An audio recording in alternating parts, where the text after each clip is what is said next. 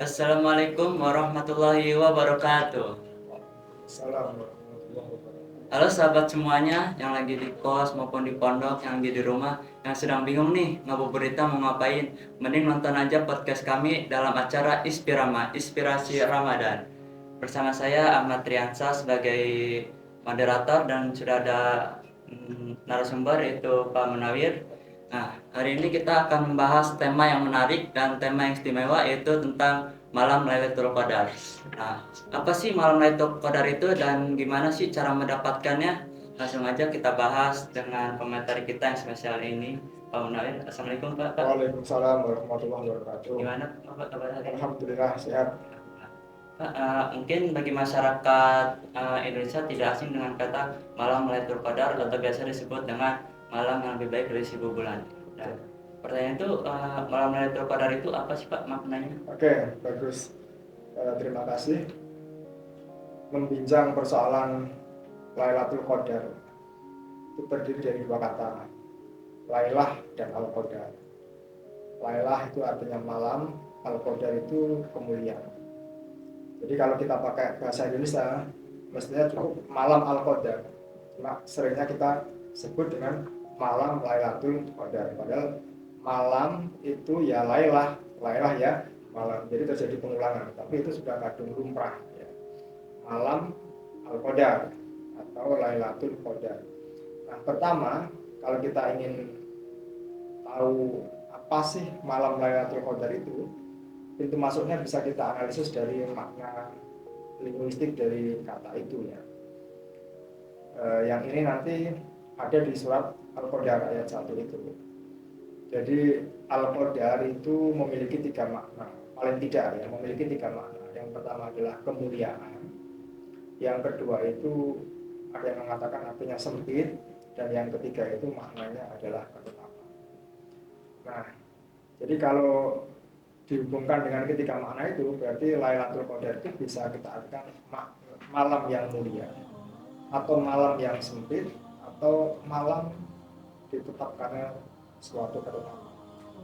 Nah, karena kata Lailatul Qadar itu ada di surat Al-Qadar, maka kita membincangnya juga harus dikaitkan dengan ayat Al-Qadar itu. Ayatnya kan inna anzalnahu fi lailatul qadar. Jadi di dalam Al-Qur'an itu mengenai turunnya Al-Quran itu disebutkan paling tidak ada dua kata, paling tidak ya, yaitu kadang menggunakan nazzala, kadang menggunakan anzala. Inna nahnu nazzalna dzikra, itu menggunakan kata nazzala. Tapi di Al-Qadar itu menggunakan inna anzalnahu. Jadi ada nazzala, ada anzala. Itu memiliki stressing makna yang berbeda. Jadi yang pertama turun dulu ya. Kan kita sudah lumrah nih menyebut Al-Quran itu turun. Turun itu kan kesannya dari atas ke bawah ya. Padahal untuk konteks Quran itu ada yang memaknai turun itu bukan dari atas ke bawah, tapi turun di situ maknanya menampakkan. Ya, misalnya sesuatu itu sudah ada, tapi karena belum jelas, kemudian diterangkan menjadi jelas, itu namanya turun. Jadi tidak selalu turun itu identik dengan jatuh dari atas ke bawah, tapi di ruang yang datar, cuma dari yang tidak nampak menjadi nampak.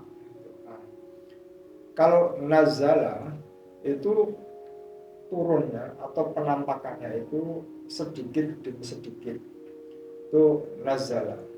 Tapi kalau anzala itu penampakannya atau turunnya itu langsung sekaligus. Maka kemudian dari analisis ini para ulama ulumul Quran itu mengkategorisasikan turunnya wahyu Quran itu ya dengan dua cara. Yang pertama dengan cara sekaligus, yang kedua dengan cara berangsur-angsur itu. Nah, kita kembali ke ayat Al-Qadar tadi, redaksinya kan inna anzalnahu. Berarti di situ menggunakan redaksi anzala yang maknanya adalah turun sekaligus. Nah, memang tadi ulama ulumul Quran itu membagi turunnya Al-Quran ke dalam dua fase. Yang pertama adalah dari lauh mahfuz ke langit dunia. ya kan? Dari Lauh Mahfudz ke Samaud Dunya itu sekaligus. Kemudian dari Samaud Dunya ke Kanjeng Nabi itulah yang berangsur-angsur kurang lebih sekitar 23 tahun itu, ya kan? Itu nazala. Nah, karena ini anzala, berarti ini Al-Quran yang turun dari Lauh Mahfudz ke Samaud Dunya. Konteksnya karena menggunakan redaksi anzala, bukan yang dari Samaud Dunya ke Kanjeng Nabi yang 23 tahun itu. Karena ini konteksnya adalah dari Lauh Mahfudz ke langit dunia, yang nggak ada yang tahu. Itu wilayah yang tidak tersentuh oleh manusia. Sehingga karena tidak ada yang tahu ketika ditanya kapan Lailatul Qadar, wallahu a'lam, ya kan? Tapi kalau ditanya kapan turunnya Al-Quran yang pertama kali kepada Kanjeng Nabi, itu bisa dilacak. Yang kanan dikatakan itu pada tanggal 17 Ramadan itu. Tapi itu kan awal turunnya untuk kategori turun yang berangsur-angsur. Tapi kalau turun sekaligus, wallahu a'lam, karena itu peristiwanya ada di sana, ada di luar jangkauan manusia, dari Lauh Mahfudz ke Samaud Dunya. Nah, berarti kalau kita konsisten dengan analisis ini, maka Lailatul Qadar itu adalah Quran yang diturunkan dari Lauh Mahfudz ke Samaud Dunya yang sekaligus, karena menggunakan berarti inna anzalna gitu. Nah, karena itu wilayah yang tidak terjangkau, maka kita tidak tahu. Wallahu a'lam bishawab. Itu yang pertama. Yang kedua, kan tadi maknanya ada 3 kan. Al-Qadar itu maknanya adalah kemuliaan. Yang kedua adalah sempit. Yang ketiga adalah ketetapan. Kalau kita maknai dengan kemuliaan, maka Lailatul Qadar itu adalah malam yang mulia. Dan ini relate dengan Al-Quran. Karena Al-Quran itu Al-Quran Al-Karim, kitab yang mulia, turun dari Allah yang juga Rabbun Karim, Allah Tuhan yang maha mulia. Oke? Maka semua yang berhubungan dengan Quran itu mulia. Allah menurunkan sebagai zat yang menurunkan Al-Quran, zat yang maha mulia. Malaikat yang diutus untuk menyampaikan Quran, malaikat Jibril itu Sayyidul Malaikat, malaikat yang mulia. Nabi yang diamanai untuk menyampaikan Al-Quran kepada umatnya, Nabi Muhammad adalah Nabi yang mulia. Bulan di mana Al-Quran turun, bulan mulia. Malam di mana Al-Quran turun, malam yang mulia. Sehingga semua yang berhubungan dengan Quran itu adalah mulia, termasuk malam di mana Al-Quran diturunkan. Maka malam itu disebut dengan malam mulia atau Lailatul Qadar. Kalau maknanya Al-Qadar itu adalah kemuliaan. Tapi kalau maknanya sempit, itu konteksnya adalah di malam itu malaikat itu turun. Saking banyaknya malaikat turun sehingga kayaknya itu semesta ini sempit, penuh dengan malaikat. Itu kalau kita maknai Al-Qadar itu sempit, bukan sempit dalam arti kitanya yang sempit, tapi saking banyaknya. Ya kan, ayatnya kan jelas tuh. Di situ turun malaikat dan waruh. Waruh di situ maknanya malaikat Jibril. Jadi banyak malaikat yang turun sehingga semesta menjadi seakan-akan sempit. Nah, yang ketiga itu kalau kita maknai dengan ketetapan. Jadi di malam itu ditetapkannya suatu ketetapan. Jadi orang yang mendapatkan Lailatul Qadar, dia akan mendapatkan ketetapan yang baik. Itu sekilas tentang pengertian atau makna dari Lailatul Qadar. Kayak gitu ya. Terus yang kedua itu ada nggak sih tanda-tanda seseorang mendapatkan Lailatul Qadar? Oke. Jadi karena Lailatul Qadar itu adalah malam mulia, malam kemuliaan, maka orang yang mendapatkan itu tanda-tandanya adalah juga mulia. Artinya ini kan tadi banyak malaikat di malam itu. Banyak malaikat yang turun yang mendoakan orang-orang yang menjumpai malam itu. Sehingga orang-orang yang disertai atau dibersamai oleh malaikat, dan kita tahu malaikat itu kan lawan dari setan gitu kan. Kalau setan itu pembisik keburukan, kalau malaikat kan pembisik kebaikan. Sehingga kalau orang ini dapat Lailatul Qadar, berarti kan sama dengan dia dapat kebersamaan dari para malaikat. Sementara malaikat tidak pernah membisikkan kepada keburukan, dia selalu membisikkan kepada kebaikan. Maka orang yang mendapatkan Lailatul Qadar itu ya kecenderungannya kepada kebaikan. Itu kita sendiri yang bisa menjawab apakah bulan Ramadan ini kita dapat Lailatul Qadar atau tidak. Ya tinggal kita cek setelah Ramadan kecenderungannya kita kepada apa? Kepada kebaikan atau tidak?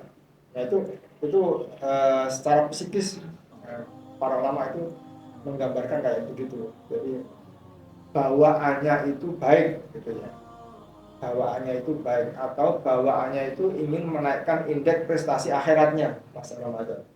Kan kita ada dua kan, indeks prestasi akademik sama IPA, tapi juga ada indeks prestasi akhirat. Nah, Lailatul Qadar itu enggak cuma indeks prestasi akademiknya saja yang naik, tapi juga indeks prestasi akhiratnya yang naik. Sederhananya kayak gitu. Oke ya. Lanjut yang ketiga, ada amalan atau doa di bulan di Oke. malam Lailatul Lailatul Qadar. Qadar ya. Jadi begini. Eh, memang itu misterius karena tadi sehubungan dengan diturunkannya Al-Quran dari Lauhul Mahfuz ke sama dunia yang itu di luar jangkauan itu ahistoris, bukan historis, itu tidak bisa dijangkau oleh nalar manusia. Nah, karena itu dia misteri.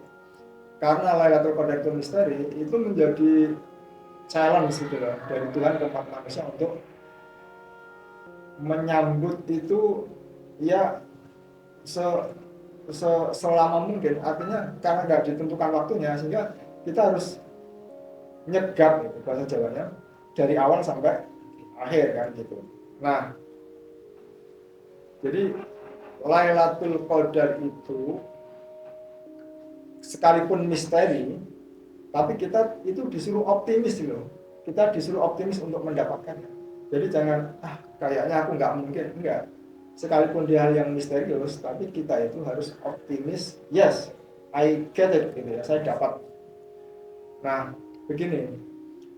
Ada juga yang menggambarkan begini.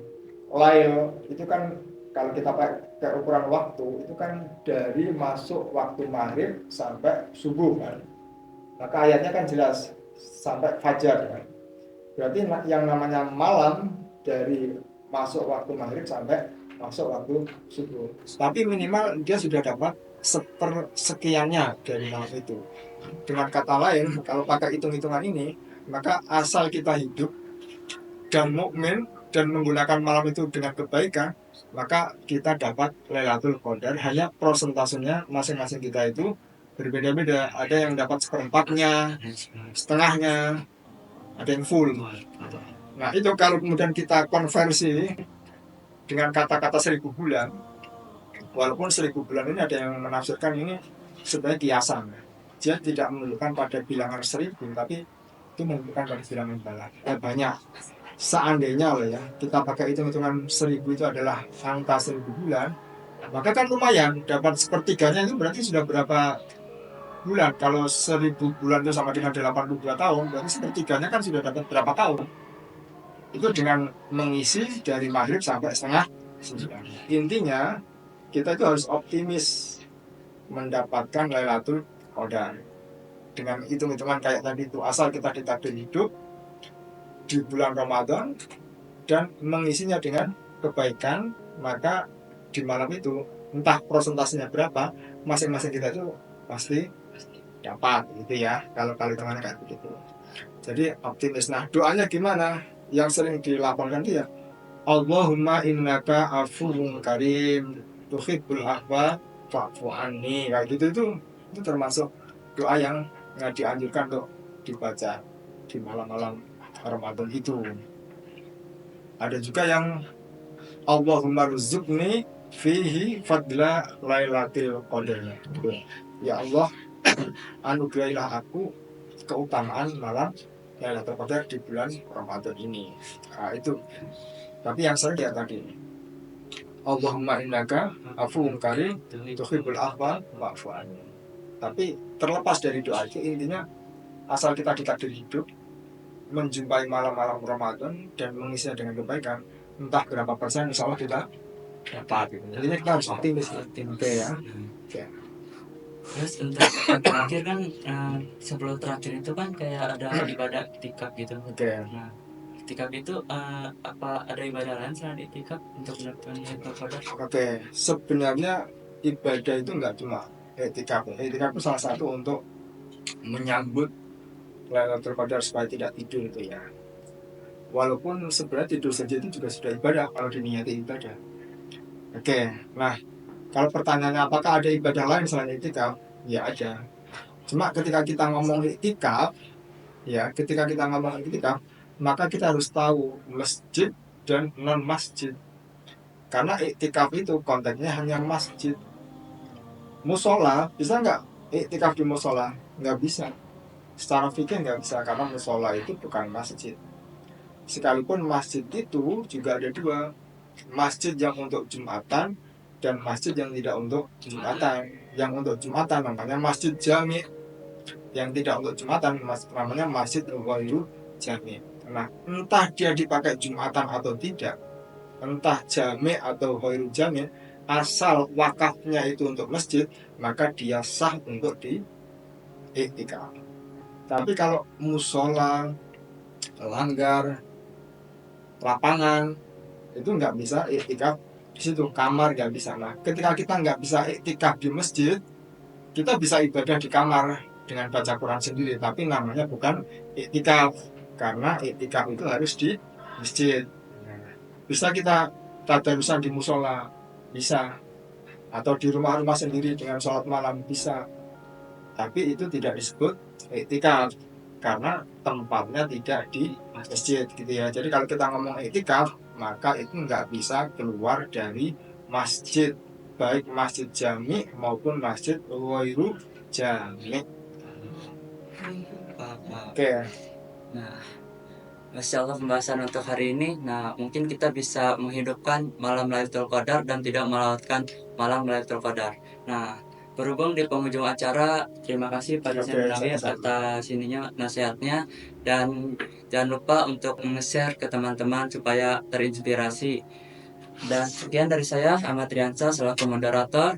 Subhanakallahumma wa bihamdika asyhadu an la ilaha illa anta astaghfiruka wa atubu ilaik. Wassalamualaikum warahmatullahi wabarakatuh. Waalaikumsalam warahmatullahi wabarakatuh.